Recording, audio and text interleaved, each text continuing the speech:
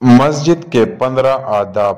اول یہ کہ مسجد میں پہنچنے پر اگر کچھ لوگوں کو بیٹھا دیکھے تو ان کو سلام کرے، اور کوئی نہ ہو تو السلام علینا وعلی عباد اللہ الصالحین کہے، لیکن یہ اس صورت میں ہے جبکہ مسجد کے حاضرین نفلی نماز یا تلاوت و تسبیح وغیرہ میں مشغول نہ ہو، ورنہ ان کو سلام کرنا درست نہیں۔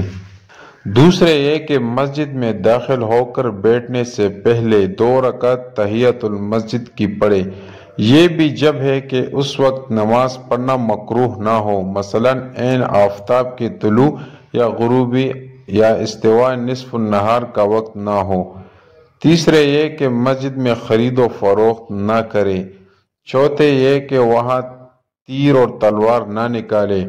پانچویں یہ کہ مسجد میں اپنی گمشدہ چیز تلاش کرنے کا اعلان نہ کرے۔ چھٹی یہ کہ مسجد میں آواز بلند نہ کرے۔ ساتویں یہ کہ وہاں دنیا کی باتیں نہ کرے۔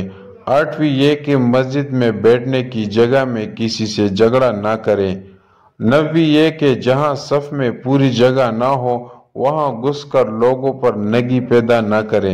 10ویں یہ کہ کسی نماز پڑھنے والے کے آگے سے نہ گزرے۔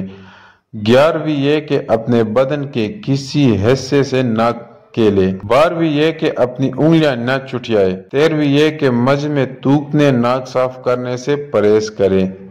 14ویں یہ کہ نجاست سے پاک و صاف رہے اور کسی چھوٹے بچے یا مجنون کو ساتھ نہ لے جائے۔ 15ویں یہ کہ وہاں کثرت سے ذکر اللہ میں مشغول رہے۔